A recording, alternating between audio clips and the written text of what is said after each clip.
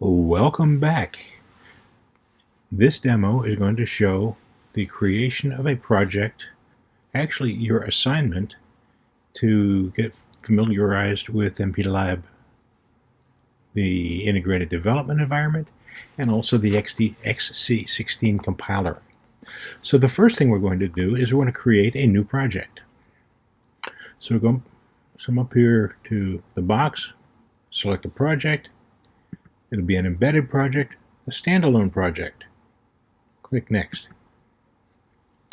The chip we're using this semester is a PIC 24 FJ256256 GA702. And you notice that it recognizes that chip. And we're only going to use the simulator for this.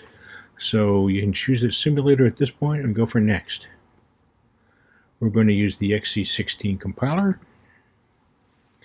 And now we've got to give it a project name. So I'm going to pick 2102 MPLAB familiarization. Then I finish most projects with my name, or with my initials. And then we'll click Finish. Now we have the project here. The next thing we have to do is add a source file. So we're going to right click and add a new main XC16.c file. I give it the same name as the project, except if I'm using more than one C file. So 2102 MPLAB FAM RSG. And that's going to be a C file. This sets the folder it's going to be in, and you might want to make sure you're following where that is so you can find it in your C drive. And we'll click on Finish. Now at this point we have created a file, but I don't want to use this file. What I want to use is the file that I've made available for you in Canvas. So let's go over to Canvas, and under C Programming Refresh you've got the C Programming Assignment C. I'm going to click on it, and we'll download the file. I'm going to open it with TextEdit. You can do that, or you can save it.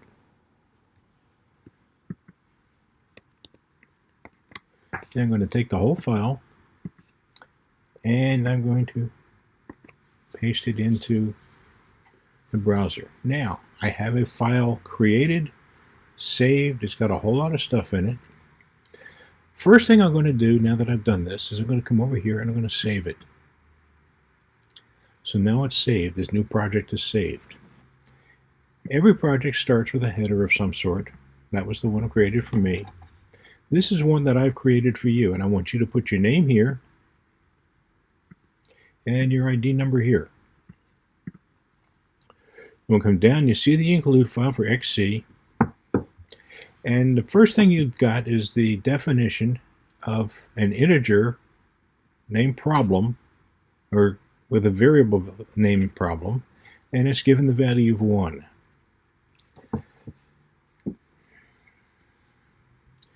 Then in main, I've got several more integers defined, and these go right along with the lecture that you just watched. A, logical or B, B, or A, bitwise or B, A, logical and B, A, bitwise and B, A, logical negate B, and bitwise complement B. So we'll use them. And here's the explanation in comments. Now I've defined A, B, C, D with values, and then I've got several more integers defined that have no value. Now what you're going to be doing, following the instructions, is for each one, what is the answer to the problem J equals A and B? What's the answer to the problem K equals A and B? What's the answer to the problem? And I've given you several of these, and they're all in case 1.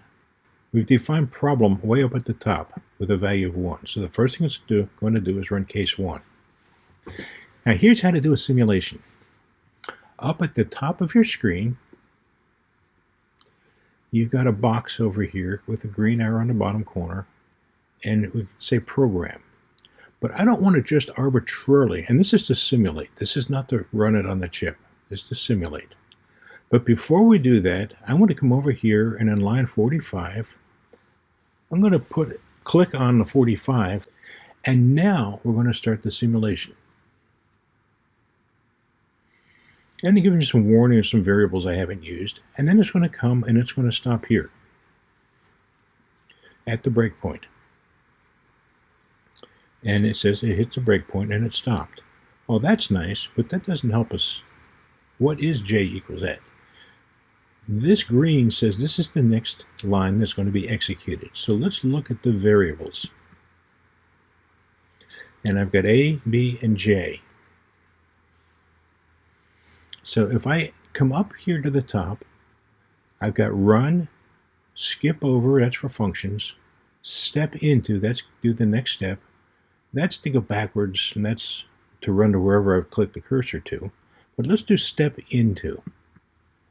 And now I've just run one line of code, and J equals A and B. If A is true and B is true, and notice when I hover over it, I've got its value, hex 3cc3, and where it is in memory, hex 80e. But when I execute it, I also come down here and look, J. A is C33C, B is 3cc3, J is now equal to a 1. If this is true and this is true, then J is true. So I've got the right answer. Now I'm going to do a bitwise, A and B, and say K equals A and B. So I'll come up and I'll single step it. And my answer for K, it's a 0. Because bitwise, 3 and C don't match up. 3 and C don't match up, so this doesn't add up.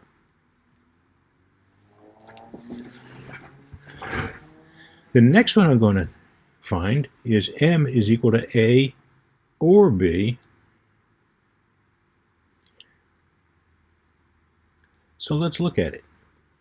Now, is this logical or is this bitwise? Let's single step and find out. And as we bitwise, we find out that M is equal to a 1, which means this was true. And this was a logical comparison.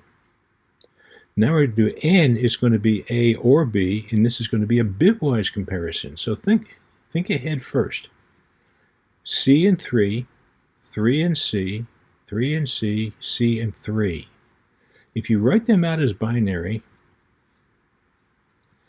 and we can actually see them as binary if we do a little bit of playing here. We're going to shift these over.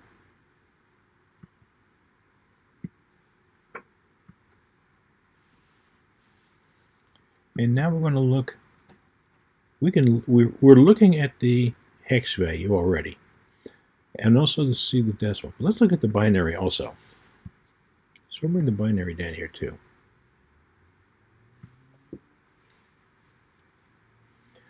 So now we've got the C33C is a 11000011 00111100, and so on.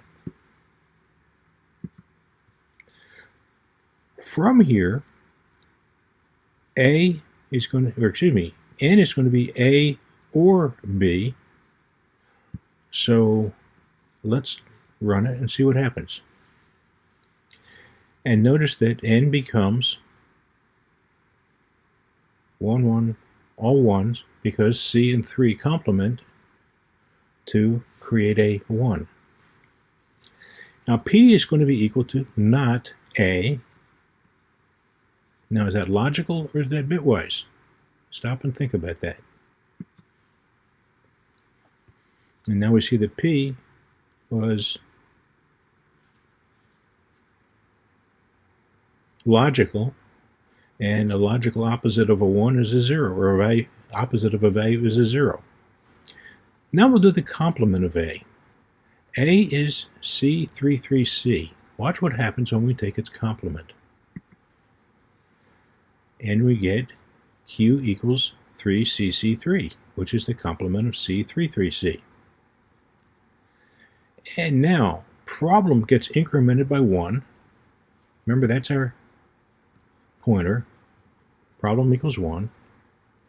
So that makes problem equal to 2. Now let's keep track of that by adding another variable down here. And I'm going to add problem.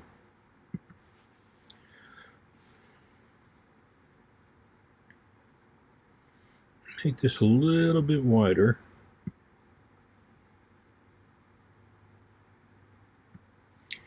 And I can see that problem was 1. Now I'm going to increment problem by executing this.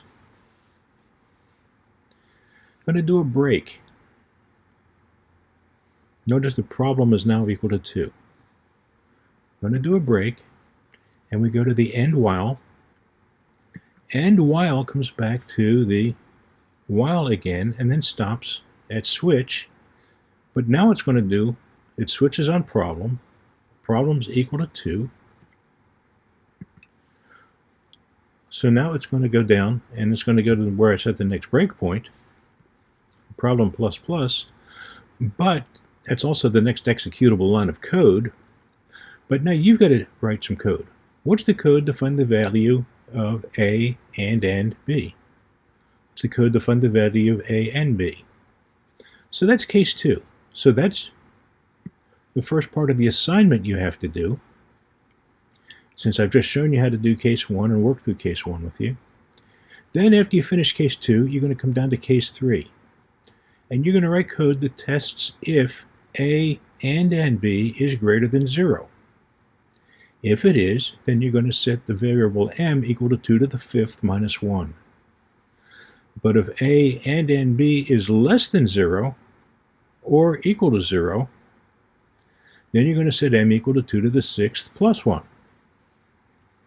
So what's the value of m? You have to write code here that'll accomplish that. And this is based on the lecture.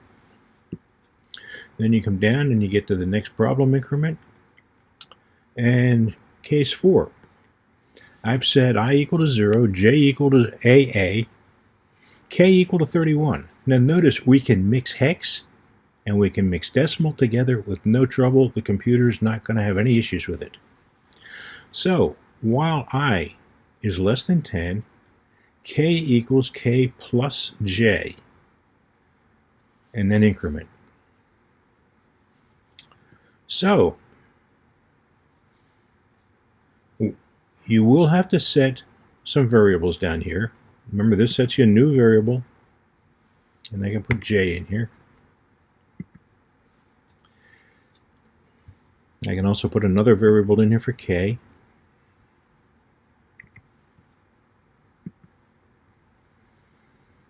So now I've got j and k here,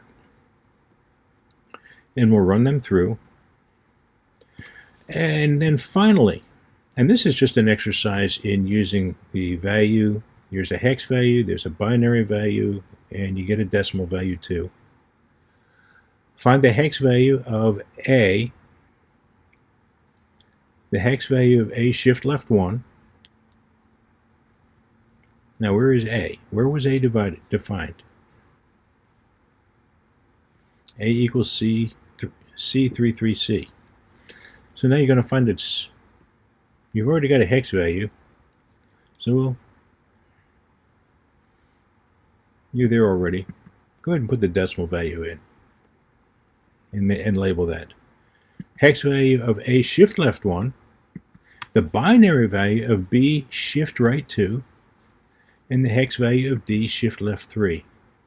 And that's all that I'm asking you to do. It's not a hard problem. It's more create a program, write some very simple code, use the simulation process to step through it, and then you'll be finished with it.